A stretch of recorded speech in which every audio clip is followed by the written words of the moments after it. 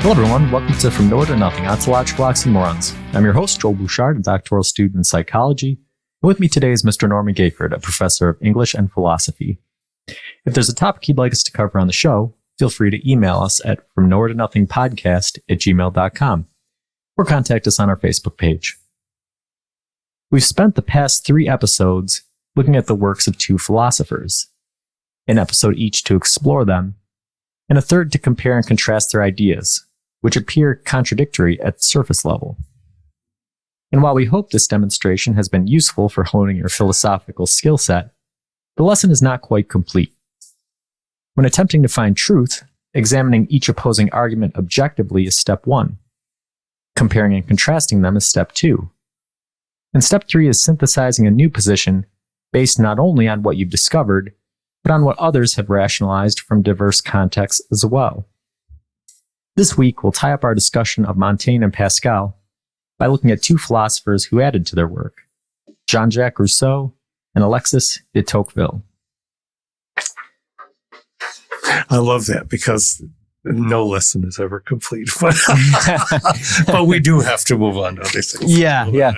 So this has been a long, we've done philosophers in the past, but it's usually one here, one there. Mm-hmm. We've done 4 solid episodes with philosophers. So we talked about it earlier in the week. We'll get back to our weird abstract concepts next episode. But we wanted to, and it's doing justice to the book that we based this little mini series on. Why we are restless. Mm-hmm. It's just they did a fantastic job of walking through these philosophers and demonstrating the contradictory nature and also the consistent thread that runs through them about why humans are the way they are. Well, that's the compelling thing about the book, and I'm glad you mentioned that, because this is a book I hope people will read. It's because it's what Joel was talking about a moment ago. It's you read about philosophers, you read the primary, you dive in, read some of the primary material, you read secondary material, and then you try to put it into a context of how does it inform you? How does it have any utility to you at this moment? Or is it just interesting, which is fine in itself? But I think that is why we're lingering with this, and especially these 2, Rousseau and Tocqueville, because really at this moment in our political lives, our social lives, on a planetary scale and on a micro scale to just one country, ours, Rousseau and Tocqueville are very influential in what we were and how we see ourselves and how other people see us. Yeah, and you touched on something that was real important there, which was, reading primary sources and then reading secondary sources and that sort of thing, which is why, it's important to point out that you shouldn't be getting all of your philosophy from our show. Right? Absolutely not. Because we're a secondary source, right? And in doing research for this episode, one thing that I saw pop up time and again about the works of Rousseau and the works of Tocqueville were the secondary sources who had read them and interpreted them and even translated the original words and stuff, would come to wildly different conclusions about what these guys were saying. So it is important to read primary sources for yourself and to see what you think it's saying. And to keep in mind the limits of translation, which I think we've dedicated a whole episode to it in the past. And we will continue to talk about it. And adjacent to that or codicil to that is this. In reading a primary source, no one is saying to you, this is an official curriculum, and therefore you must read all of the social contract before you have anything to say about Jean-Jacques Rousseau. No. But if you read a section of the social contract, though it is, yes, in translation, you can sometimes be very surprised when people have told you what Rousseau says and then you read it yourself. The same thing is true of Tocqueville as we go into this. Democracy in America was a 2-volume set of books that was put into 1 volume. It's over 900 pages long. It's fascinating. It's not something you're going to read beginning to end, quite probably, but just diving in and reading some paragraphs or reading a few pages or reading a section really gets your mind working on what was going on. This Frenchman and his friend, who never gets much mention in popular ways, came to the United States in the 1830s, 1831, ostensibly to study new kinds of penal systems.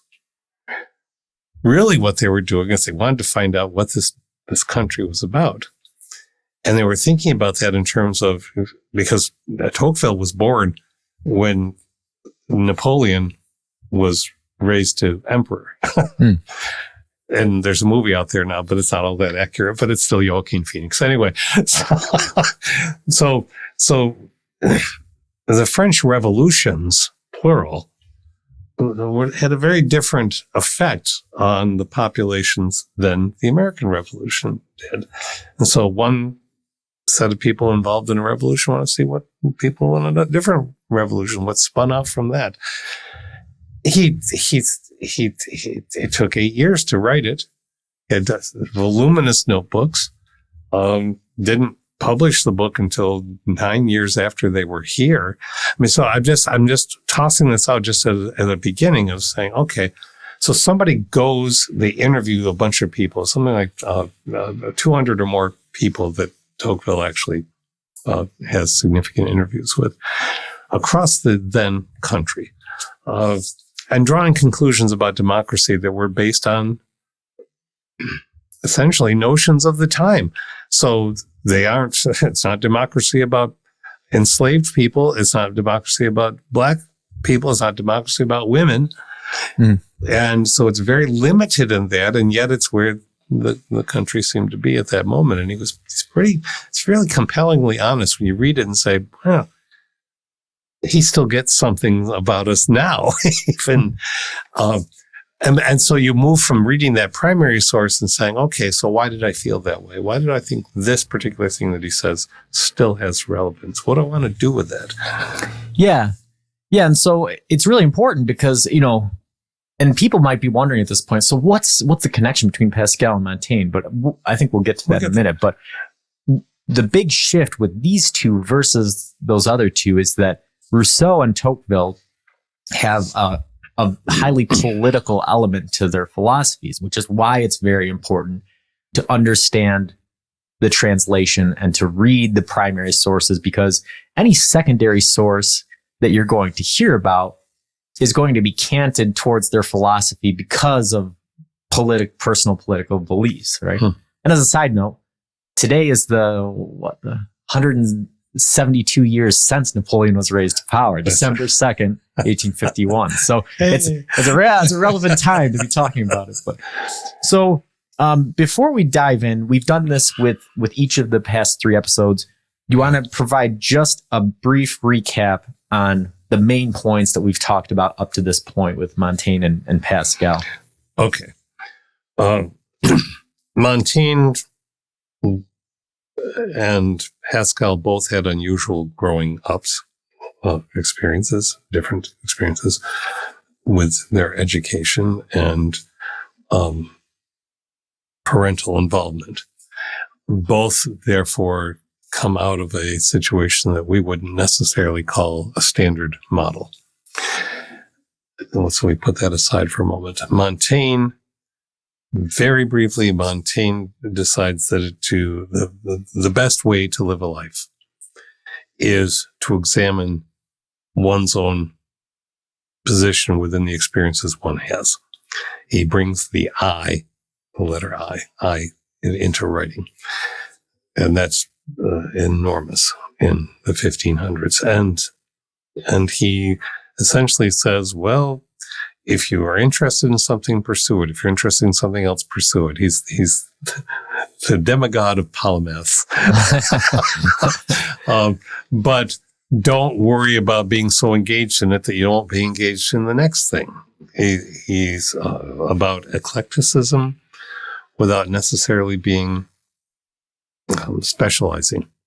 in things. He's very interested in, well, eat when you want to eat, sleep when you want to sleep, those kind of things. Look at a butterfly all day if you want to, but what are you learning? What's that have to do with the rest of this thing that is called you? And that was revolutionary in its own way. All right, we move on roughly a century or less with Pascal, and Pascal is the polymath, and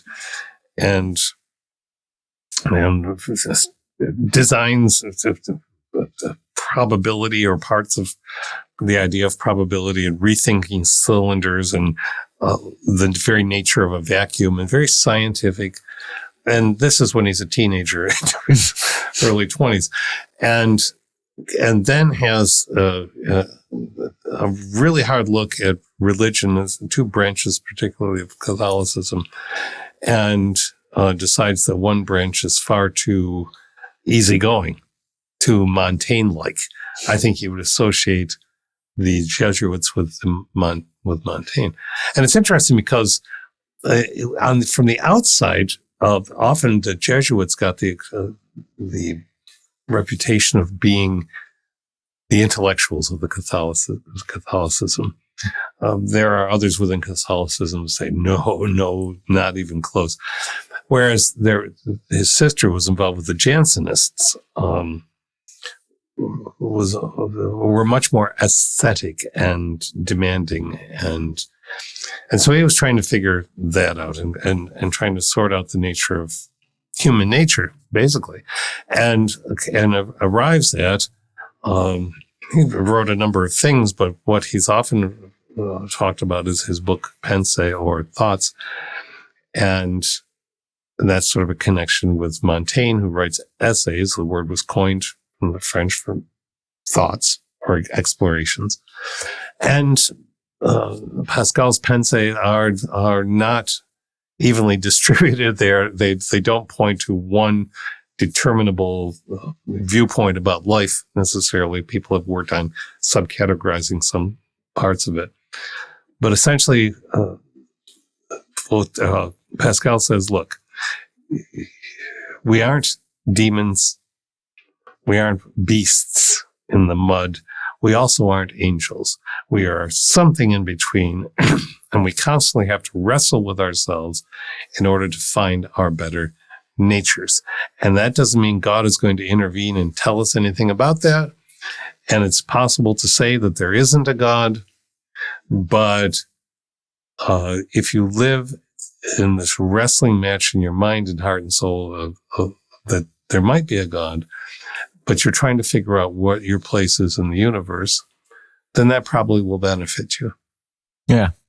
All right. Yeah. So that's a good recap. And I think that it helps listeners maybe, we've talked very briefly about Rousseau and Tocqueville already, helps sort of draw that thread, right? Mm. So if you think about the title of the book, Why We Are Restless, right? Montaigne sort of says, well, we shouldn't be restless. We should just be focused on, what we're doing in the moment and enjoy it and be involved with it. And Pascal's saying, well, we need to be thinking about there being something bigger. We need to be wrestling with our humanity and what it means in the grand scheme of the universe. And yet there's a restlessness in both of those positions. Yeah. I'm going to read this. I'm going to read that. I'm going to read this. I'm interested. I'm thinking about that. Well, you can see how that skitterish kind of thing. And you mentioned it in the last episode, towards the end when we were talking about it, like, Montaigne appears to be very free, but the connecting thread with the two is both of them were wrestling with, the limitation, the mortality of humans, right? And so Montaigne's position appears to be very free and easygoing and stuff, but that is in reaction to thoughts about the limited lifespan of human beings and what to do with it. So Rousseau and Tocqueville, where they add to this conversation is whereas, Montaigne and Pascal, to me seem very ontological, Tocqueville and Rousseau are more political, rather than just sort of thinking about the individual in relative isolation or in the context of metaphysical structures. Yeah, they're thinking about it in terms of societal context and these sorts of things. So And so just the same way that Montaigne started the essay, Rousseau sort of started the autobiography. So can you provide us with a brief overview of Rousseau's life? Rousseau is I think his life is the to go to Gilbert and Sullivan, the operetta writers, he's the very model of a modern restless individual. I'm badly paraphrasing, but this is somebody. His mom dies after he's born. He's self-educated for the most part. He reads Plutarch. He lived with an aunt. His father's gone. He's abandoned. He lives with a minister for a little while. He's appointed to a notary to work for a bit as a kid, and then he's apprenticing with an engraver. It was very abusive to him, and so he's trying to deal with Catholicism because of people he respected, a particular woman he respected who was a friend who was Catholic, and hear the restlessness in all of that, and trying to who am I? I don't know my mother. My father's gone. It's so easy to talk about stories like that and to just settle down and think. And plentiful people in our lives did not have what people like to paint as the ideal circumstance. Sooner or later, we lose our parents.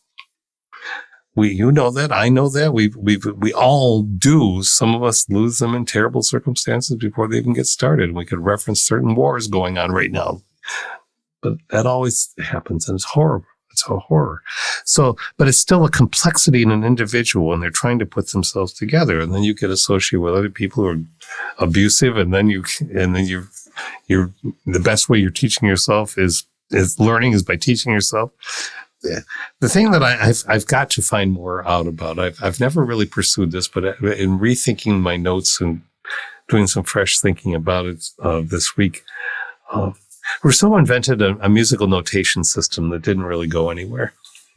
I got to talk to my son about that. Yeah.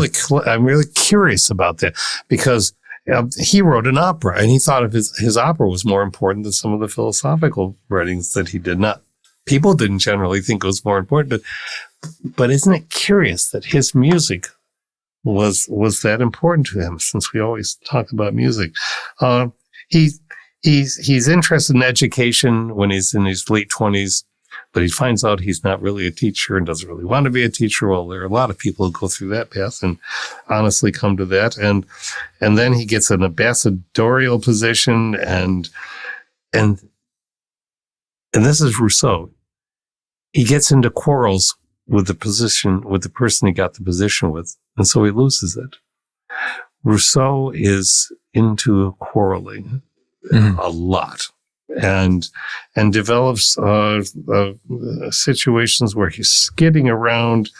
He later meets Diderot and D'Alembert, people who were putting together, philosophers themselves, highly embedded in the social system, upper crust, and we're writing this thing called we call it encyclopedia, first encyclopedia, and they invited Rousseau to write an entry on music, but then he writes his opera, and he writes what he calls a discourse on arts and sciences, which is very interesting, but he writes an opera, but then he refuses to be presented to Louis XV. When you get presented to a king and you've written an opera and you want to keep writing, you make nice. Right. He didn't. I'm not going to be in front of the king. I'm not talking to the king. His sponsorships are gone. There's the quarreling again. And I know this sounds like a lot of detail, but really we're going rapidly through a life here. He writes, he goes back, he's going back and forth between Paris and Geneva and Switzerland and Paris and back and forth, depending on who's popular and who he's in the bad graces of. Bouncy, right? And he writes a discourse on inequality, and he goes back to being Protestant because it serves the purposes for a moment. And then he writes a lot between 1758 and 1762. So Rousseau lived to be 66, something like that. But those 4 years, he produced a thing called Letters Written from the Mountain. He meets David Hume. David Hume invites him to England.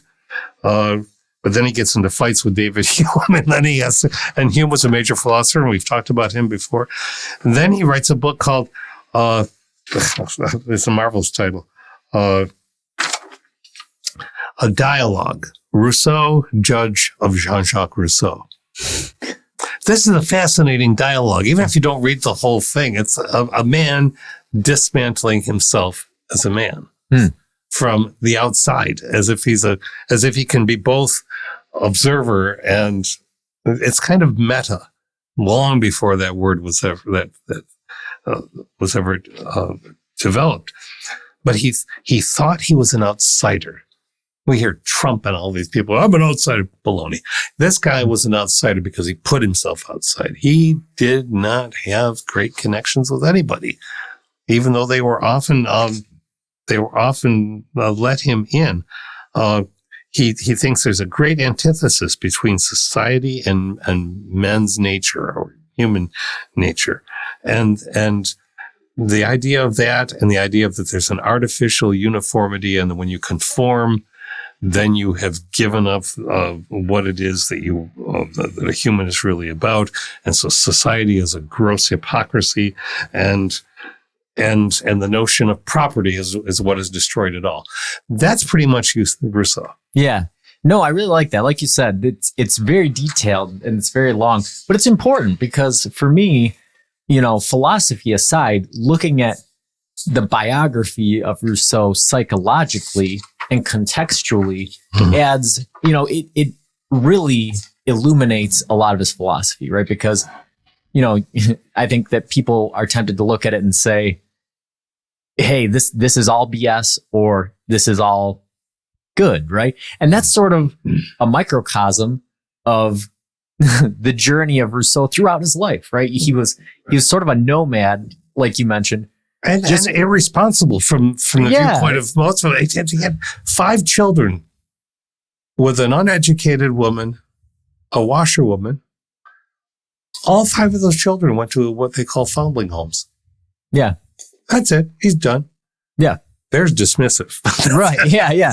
So, he's just a nomad, traveling from place to place, depending on whose political good graces he was in, what religion he was espousing. And you go back to his early life and you see just the tumultuous nature of all of his relationships from the beginning,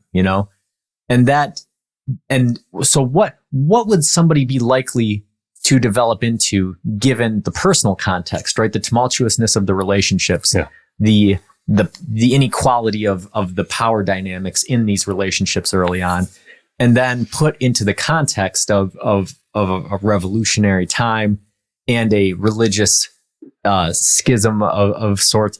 So it's conflict on all sides, it's polarity on all sides. And I think that that's where it's important context for his philosophy. Yep. So how did Rousseau's philosophy build on the interactions between Montaigne and Pascal? What was it saying?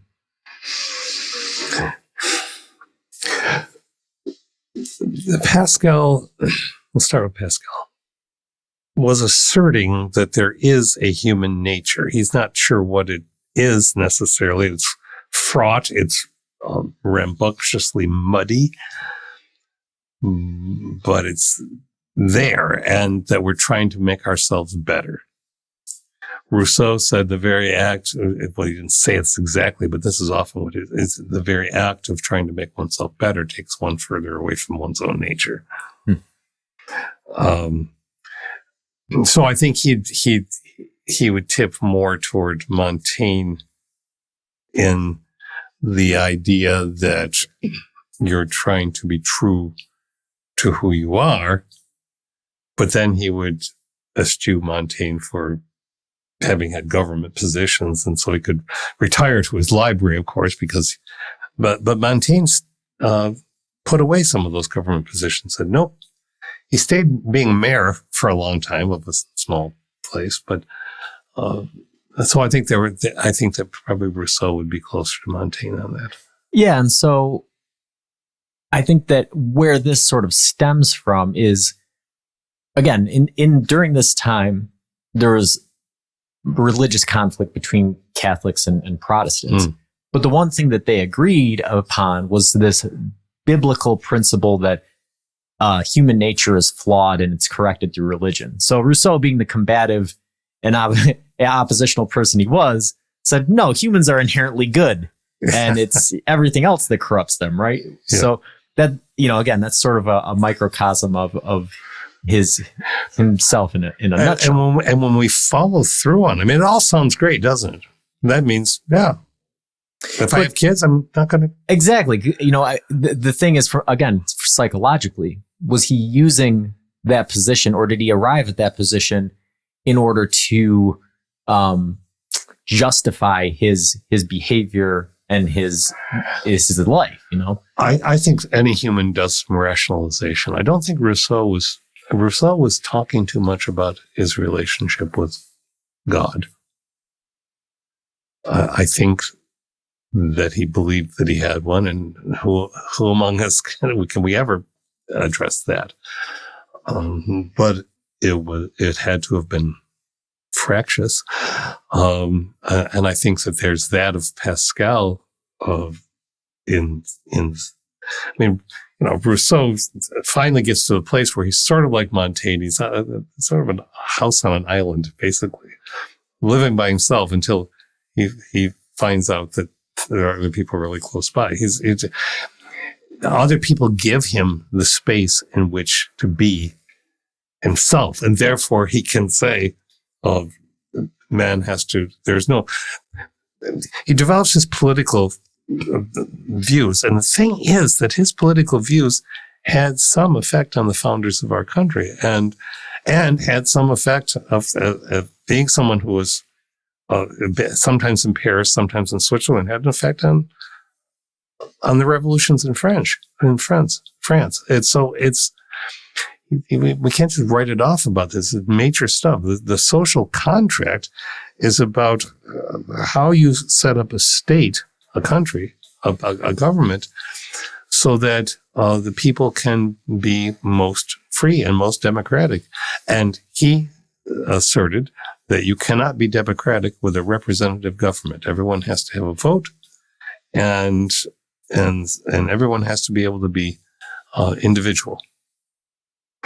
Well, at some point you have to say, well, let's be individual together. And at some point, it's sort of like Rudolph the Red-Nosed Reindeer. Let's be independent together, says the Alfred Rudolph. But Rousseau eventually comes to the place where an authoritarianism is really the only answer.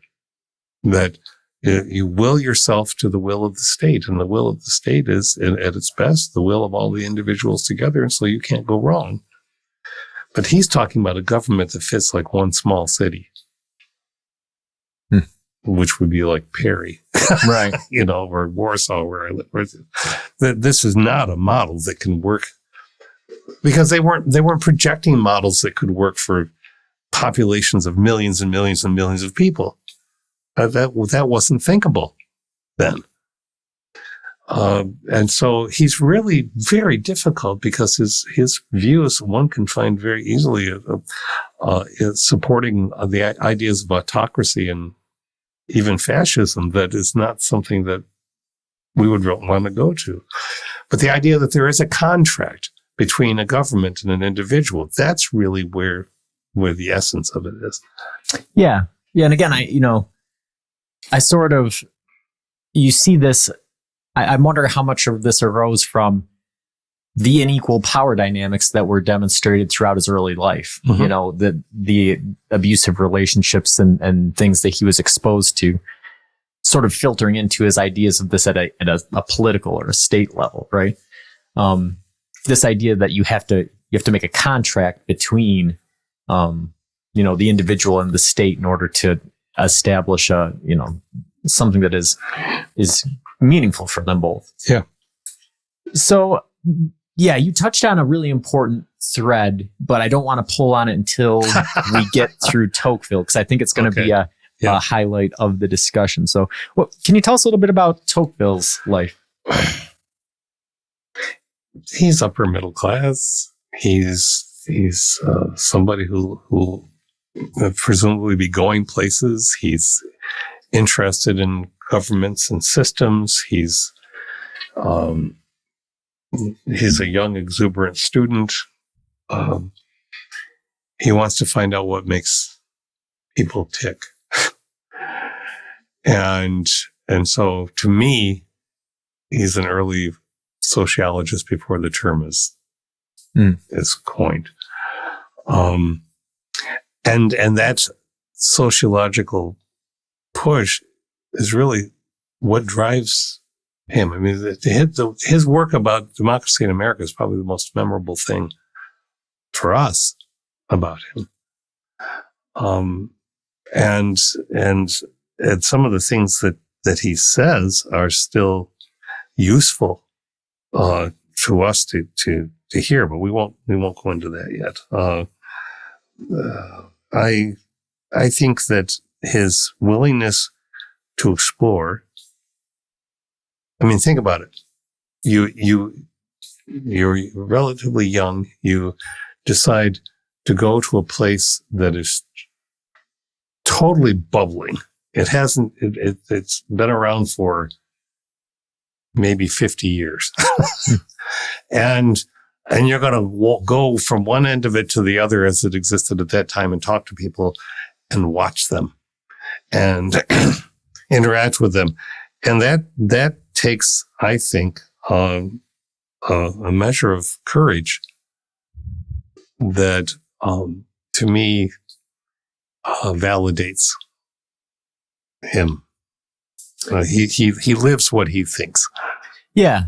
Yeah. And I think that sociologist is a really great term for him, because that is what he was trying to do, right? We talked about a little bit early in the episode.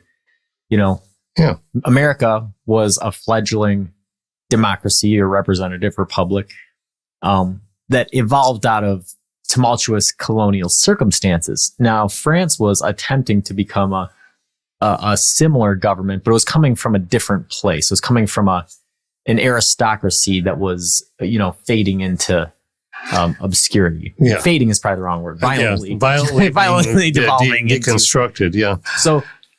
So he was kind of looking at, okay, if this is where France wants to go, how do we contextualize that, and what does that mean based off of where France came from, right? And how it interacts with and his parents. His parents he was aristocratic. He held government positions. His parents escaped the guillotine. Lots of others of his compatriots did not. Your parents' heads are lopped off because they're of a certain social order.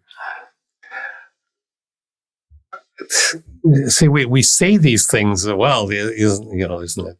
That was then. This is now. But I think that part of what I find fascinating about history is the necessity through literature of slowing down and getting inside the minds of somebody. And if you think your parents are going to be killed, it's because other people around you, their parents are killed just because of who they are. That's got to have a big effect on where you think your country ought to be and what the government ought to be doing. Yeah. And I think to slow down and take that in is important, because he was an aristocrat and he was born with a silver spoon, and into a time when people with silver spoons were having their heads taken off and violence was the rule of the day. And yeah. And that highlights the importance. We did a whole episode on historicity, right? Yes. This idea of, history is not, it's presented to us as an objective set of facts that occurred in the past. But that's not really the way history works. And historicity is this idea of looking at how history is presented through different lenses and what the meaning of it is. And so, like you said, sure, the objective facts of the matter is that aristocrats had it better than everybody else. And then at some point they had their heads lopped off and then other people took over. But depending on whether or not you're an aristocrat or what country you're in or all these other things, your personal experience of it and how that filters into your work is very important. So it's very important to every individual, but especially when we're looking at people who had an amplified influence on future thought, like Rousseau on the founding fathers and, Tocqueville on the reflections because of America. come to it. And I think this is, as so many things today, this is about Gaza too, as one example, but come to it. When you realize when you wake up, somebody can kill you. When you wake up, you have nothing. When you wake up, everything is devastated. That's paralyzingly enormous. And here's a young person who wanted to do something about that. And it's remarkable in some ways because long after he comes to America and writes the book, the first edition of the two books, he's trying to find ways to do a progressive tax according to how much you have. He's trying to find ways to get better union wages. He's really concerned about workers. And he's concerned that people better do something about workers because otherwise they're going to become socialist. But the very idea of a progressive tax and working with workers and a better wage now is considered socialist by people, right? We don't know what we're talking about generally. We like to throw these terms around. And so I have kind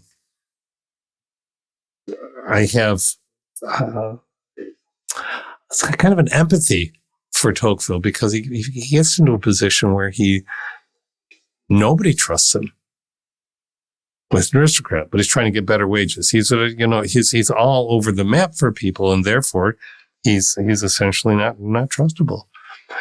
Yeah, and you see in that I see reflected Pascal in some ways, not politically, but just in the method of thinking, right? Because Tocqueville, he switched between political parties, between left center and right center, and what you see with the two of them are people who are struggling with ideas, and that struggle is exemplified by in not holding an allegiance to a position, right? To challenging and thinking about things, which are noble traits, but in a world where you're expected to hold allegiances and you're expected to take positions on things, you become somebody who is unreliable or, not trustworthy. And he finally finds a way toward the end to be, he works on writing amendments to the Constitution in his country, particularly about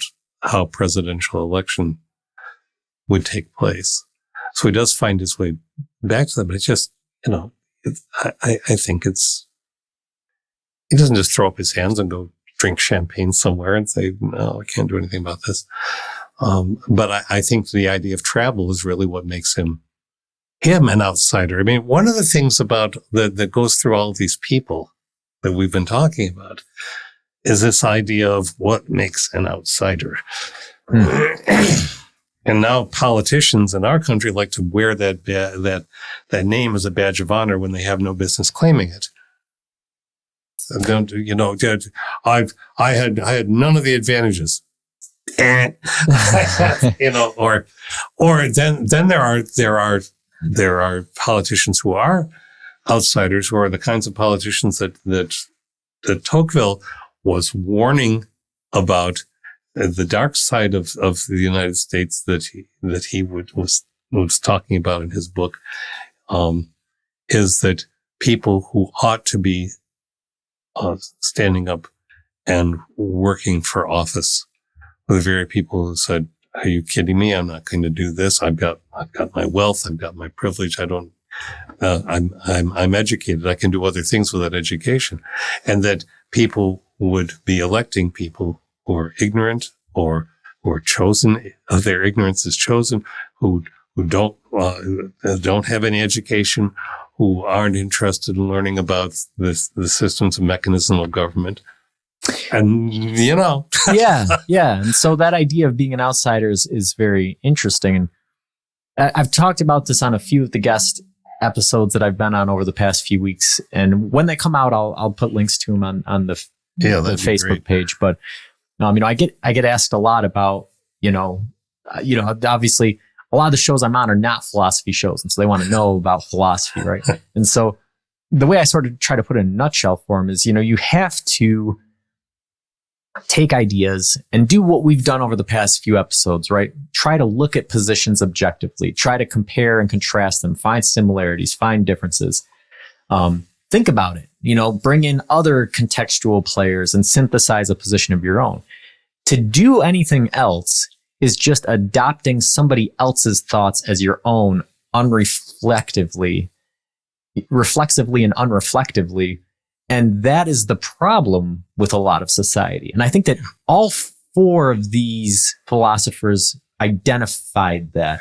And that's part of what made them outsiders and part of what still makes people like that outsiders to this day, right? Tribalism is not a new thing, right? It's an evolutionary thing that goes back to the very beginnings of humanity. Now it's ebbed and waned throughout history. But regardless, what's always made people outsiders, right? Is if you're not willing to give allegiance to somebody and you're going to always look at ideas on their merits and change positions on things, that's always going to make you an outsider, right? Mm-hmm. But you can't imagine it in different ways though, right? Montaigne, he didn't, we've talked about it. He didn't lock himself in his study and never leave for 30 years, but he spent a lot of time there. Whereas Tocqueville traveled to America, he wrote on all the Algeria and was all over. And he read, but he was out there living. Right. And Rousseau, so he was in France, he's in Europe, but he was all over the place moving around, right? So the physical movement isn't necessary to being an outsider, right? It was the intellectual, standings. The engagement with people different than yourself. Yeah.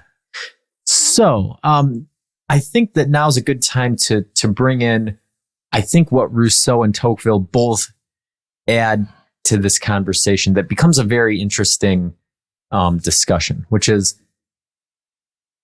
when they're looking at politics, their primary concern is the balance between liberty and equality. Mm-hmm. So do you want to talk about what they said about it, and then maybe we can discuss a little bit philosophically ourselves? Yeah, this is a very important point. Equality for Tocqueville, seeming that I can't claim to have read everything Tocqueville wrote, but Democracy in America is a great big chunk, and it just I keep going back to it. You find things. I don't agree with him about everything, and that's not the point. I don't need to. He makes us think about, you just said, equality and liberty. And an equality of individualism, which is Tocqueville going one, I think, step further or differently than Rousseau, means a responsibility to yourself and to the collective. And his concern was that if you have to keep listing more and more rights that you have, it means that your system is degenerating, that it should be assumed that all of those rights are there in the first place. And that if rights have to be delineated, it means that you're acknowledging that your system is one of generally of coercion and that you're tossing bones to people which they already had in the first place, but which will then cause them to be more quiescent and acquiesce to whatever the government wants. So it's kind of like Rousseau in the sense of you're free because you say you're free. Well, that's great, except if somebody if it puts you into makes you enslaved physically. I mean, they don't address that nearly as much as they need to, but in your mind, you're free. That if you, by the very nature of being a human being, you are free. That's a whole lot different than having a document that says that chapter and verse. But the more chapter and verse you get, the more rules that there are, then for both of them, that diminishes the idea of equality. But again, we have to remember the context. White guys with property were all equal. They didn't need a bunch of rules to say, but it's only when other people who are asserting, yeah, but we are equal too. So I disagree with both Rousseau and Tocqueville, because they were, as I am limited as a human being in the first quarter of the 21st century, I'd be looked at like a barbarian by somebody 200 years from now, I'm sure. But I can't conscience that notion, because it all sounds really quaint and wonderful. And yeah, we're already all equal, except that we know that people weren't. And so we learn that by thinking about what they're saying and then saying, yeah, what, really? Yeah. There's obviously some blinders on to other aspects of the world, but I think that's an important thing to talk about, right? Because there's blinders on to things that are happening in the world, but there always is, like you just mentioned, right? 75 years from now, people will think that we were barbarians. If I can think, I can think back to 20 years ago in my own life when I was a barbarian, right? When I can think of things that I'm ashamed of thinking and saying and that sort of thing, right? So we're evolving on an ontological level, throughout our lifespans, and also on a philological level, right? Throughout the evolution of the species, or we should be, right? And this is where the sticking point comes in between equality and liberty, right? Because there's this, if you try to think about them at first glance, they appear to be opposed. And this is where the lesson of the 4 episodes that we've done is tying together, right? We looked at Pascal, we looked at Montaigne, we saw that they appeared to not be copacetic. Then we talked about them together, and we saw things that were opposed, and we saw things that were similar, and we saw where they came from a similar place and were trying to accomplish similar things, but through different methods, right? So that's what we've learned when we go to address this question. How do we balance liberty and equality, right? We know we're going to come across similar problems where we're going to see that, liberty and equality, there's going to be times when they're at odds with each other. There's going to be at times when they are coming from the same place, trying to accomplish the same things, going through different means and stuff. But, the first step is identifying the problem, right? Which is that, and I had a conversation with a fellow about this last week. Yeah, how'd that go? So, right, if we can all agree that equality and fairness are good things, then what sort of arguments could you construct for not providing equality and fairness to all people? And I think that what certain groups of people would say would be that it impinges upon their liberties, right? And so, but I think that where a philosopher would look at that, all you have to do is dig slightly below the surface level, right? Because on face value, sure, that appears to be correct, right? Okay, well, not everybody can be fairly and equitably treated, because then it's going to impinge upon other people's liberties. But doesn't it seem that if you have a liberty that causes an inequality and an unfairness to another person, it's not a liberty, but instead an undue privilege. It does, exactly. So now you've hit it. And Rousseau was talking a little bit about this and not indirectly, but not in the ways that we're going at it. The very nature of saying, I give you the right now to vote. The very nature of that means, I have the privilege of now giving that to you. But Rousseau mentioned about it, but in the giving that to you, if I decide that it's annoying, if I decide that it's impinging too much on my liberty, well, then the implication is that I can take it back, which is the unequal nature of any government. Or only make it count as 2/3 of a vote. Or maybe count as 2/3. Or you've had this right for 50 years, but now a court says, nope, you don't anymore. Oh, well, that's the nature of living in a democracy. No, that's the nature of living in a place where people want to assert their privilege and their privileged viewpoint over other people. If you operate from the notion that people are essentially free, I don't need you to tell me I'm equal because I already am. Thank you very much.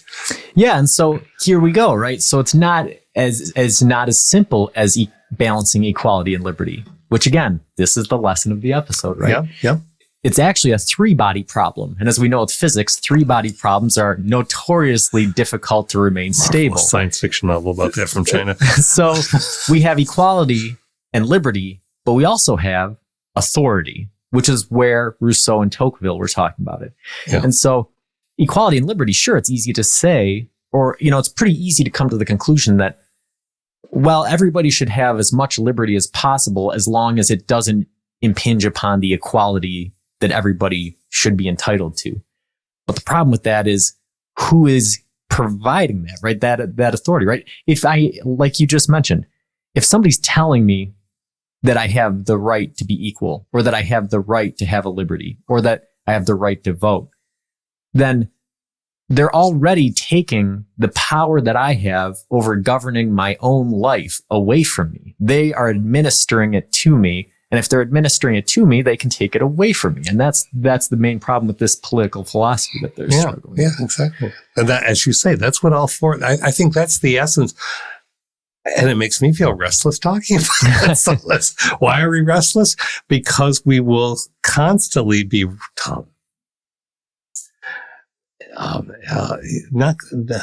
back up. That's way too generalized.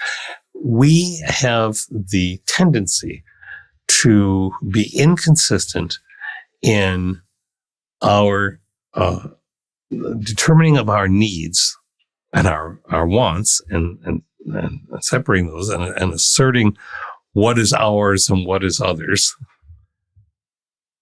That's the essence of so much. A country is carved out of a place by the authority of other places, and therefore other people are excised from having that space.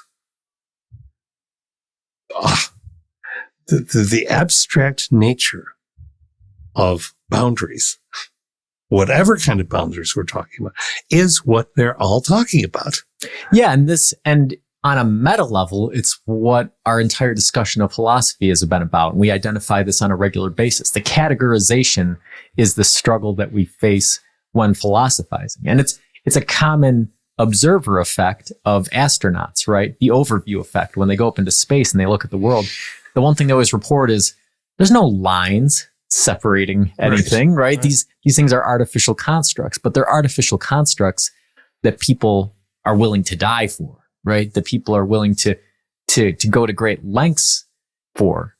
But when you view it from an outside place, you go, it's all imaginary, right? It's all made up. And that's what we talk about in philosophy all the time. That's why we spend an hour talking about one word or two words every week, is because what we find is we look at these things and we go, well, what is it? What does it mean?